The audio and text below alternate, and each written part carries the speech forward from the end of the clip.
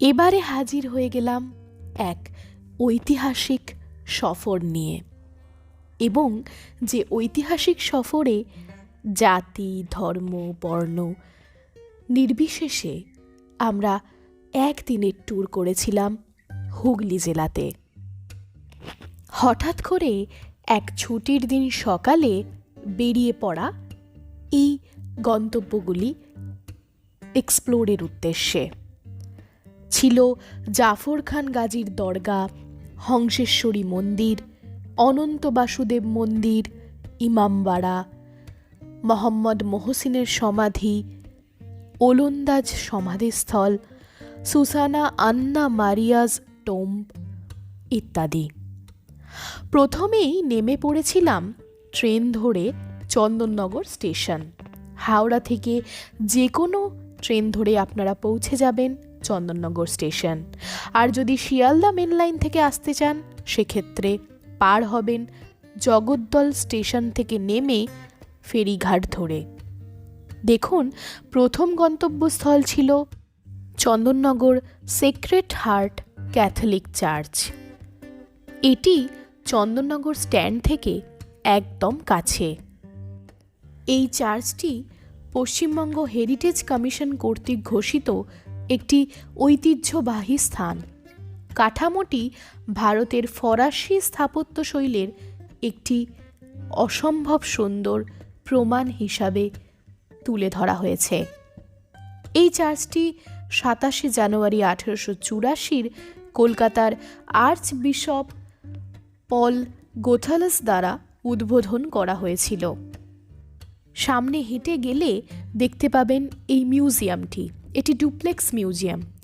ছুটি থাকার কারণে সেটি বন্ধ ছিল। তৎকালীন যুগে চন্দননগরের গভর্নর জোসেফ ফ্রান্সিস ডুপ্লেক্সের বাসস্থান ছিল এটি, এবং এই ঠিক উল্টো দিকেই রয়েছে সুন্দর গঙ্গা। তাই চাইলে কিছুক্ষণ সময় কাটাতে পারেন এখানে। বেশ রাস্তার ধারে হাঁটতে হাঁটতে অসাধারণ প্রাকৃতিক সৌন্দর্য দেখবেন। বিকেলে এলে এখানে উপভোগ করতে পারেন সূর্যাস্ত।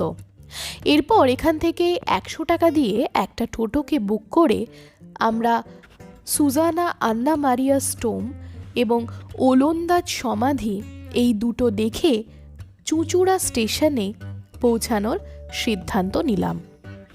এই ভদ্রমহিলা 1809 সালে মারা যান, এবং স্থানীয়ভাবে একটি গল্প রয়েছে যে ইনি নাকি 7 বার বিয়ে করেছিলেন, এবং সমাধিটি 7 সাহেবের বিবির কবর নামে পরিচিত। 1809 সালে নির্মিত এই অষ্টভুজাকার কাঠামোটি ইন্দো ডাচ স্থাপত্যের একটি আদর্শ উদাহরণ।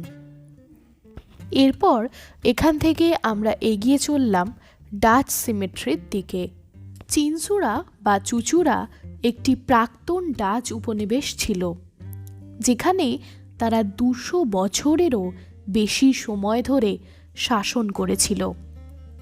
যদিও ডাচরা 1825 সালে দেশ ছেড়ে চলে গিয়েছিল। তাদের অনেক প্রাক্তন রাষ্ট্রপ্রধানরা তাদের স্বপ্নের শহরের রূপান্তর সম্পর্কে অবজ্ঞা না করে শহরের ঠিক মাঝখানে এই কবরস্থান নির্মাণ করেছিল। কলকাতার পার্ক স্ট্রিটের কবরস্থানের মতো এই শহরেও একটি বহু পুরনো ডাচ কবরস্থান রয়েছে। যদিও সুরাটের দুর্দান্ত ডাচ এবং আর্মেনিয়াম কবরস্থানগুলি জনপ্রিয় পর্যটন স্থান। চিনচুড়ার ডাচ কবরস্থান, যেটি সুরাটের মতো একই সময়ে নির্মিত হয়েছিল, 17 শতকে বাংলা চিনি, নীল এবং বস্ত্রের জন্য একটি গুরুত্বপূর্ণ কেন্দ্র ছিল, এবং প্রচুর পর্তুগিজ এবং ডাচ ক্ষুদ্র ব্যবসায়ী এবং কৃষক সম্প্রদায়কে আকৃষ্ট করেছিল। ওলন্দাজ ইস্ট ইন্ডিয়া কোম্পানির অধিকর্তার নির্দেশে এই কবরস্থান নির্মিত হয়। বর্তমানে আর্কিওলজিক্যাল সার্ভে অফ ইন্ডিয়ার দ্বারা এই জায়গাটি সংরক্ষিত। 1600 এবং 1700-র মধ্যে প্রায় 150 বছর ধরে ডাচরা ভারতে এবং মুঘল বাংলায় থেকে যায়। এরপর আমরা চুঁচুড়া স্টেশন থেকে পৌঁছাই ব্যান্ডেল স্টেশন এবং ব্যান্ডেল স্টেশন থেকে নেমে একটি অটো বুক করি। অটো নেয় 800 টাকা। প্রথমেই যাই ব্যান্ডেল চার্চ। ব্যান্ডেল চার্চের ভেতরে ফটোগ্রাফি একেবারেই নিষিদ্ধ, তাই কোনো রকম কোনো ভেতরের ফটো তোলা হয়নি। ব্যান্ডেল চার্চ দেখার পর আমরা পৌঁছাই ইমামবাড়া। হুগলির এই ইমামবাড়া ঐতিহ্য, সংস্কৃতি এবং স্থাপত্যের মহিমায় অলংকৃত এবং এর বিশাল ঘড়ি, দীর্ঘ করিডর এবং প্রধান প্রার্থনা হলের অপূর্ব স্থাপত্য আমাদের সত্যি চমক জাগিয়ে দেয়। 19 শতকের গোড়ার দিকে নির্মিত এই হুগলির ইমামবাড়া সর্বধর্মের মানুষের জন্য উন্মুক্ত। এটি দেখুন সূর্য ঘড়ি, যেখানে আপনি দেখতে পাবেন যে সময় কটা বাজে সেই ছায়ার মাধ্যমে। এখানে অনুষ্ঠানগুলি ইরাকের কারবালার সাথে অনেকটাই মিলে যায়। মহরমের 7ম দিন সব ধর্মের অনুসারী কয়েক হাজার ভক্তকে এখানে ভিড় করতে দেখা যায়। এর ওপরের টাওয়ার থেকে দেখা যায় সম্পূর্ণ জায়গাটিকে এবং সামনেই রয়েছে অসাধারণ সুন্দর গঙ্গা। দেখুন, জানলা দিয়ে দেখা যাচ্ছে অপূর্ব দৃশ্য। এখানে ছেলেদের এবং মেয়েদের আলাদা করে ওঠার জায়গা আছে। ভেতরে নামার সময় আপনারা দেখতে পাবেন ঘণ্টা এবং এইভাবেই পুরো ঘোরানো সিঁড়ির দ্বারাই এই টাওয়ারটিতে উঠতে হয়। এই দেখুন হুগলির ইমামবাড়া। এটি সর্বশ্রেষ্ঠ জনহিতৈষী হাজী মোহাম্মদ মহসিন দ্বারা একটি ট্রাস্টের কাছে দেওয়া অর্থ দিয়ে নির্মিত হয়েছিল। 19 শতকের একটি স্থাপত্যের জাঁকজমক। এটি ভারতের সমগ্র মুসলিম সম্প্রদায়ের একটি পবিত্র মন্দির। এরপর পৌঁছালাম জাফর খান গাজীর দরগাতে। এখানে ভিডিও করা নিষিদ্ধ, তাই শুধুমাত্র ছবি তুলেছিলাম। ইট ও পাথরে তৈরি আয়তকার এই মসজিদটি দিল্লি সুলতানের সেনাপতি জাফর খাঁ গাজী 1298 খ্রিস্টাব্দে তৈরি করেন। মসজিদের মূল মিহরাবের উপর একটি শিলালিপি থেকেই এটি জানা যায়।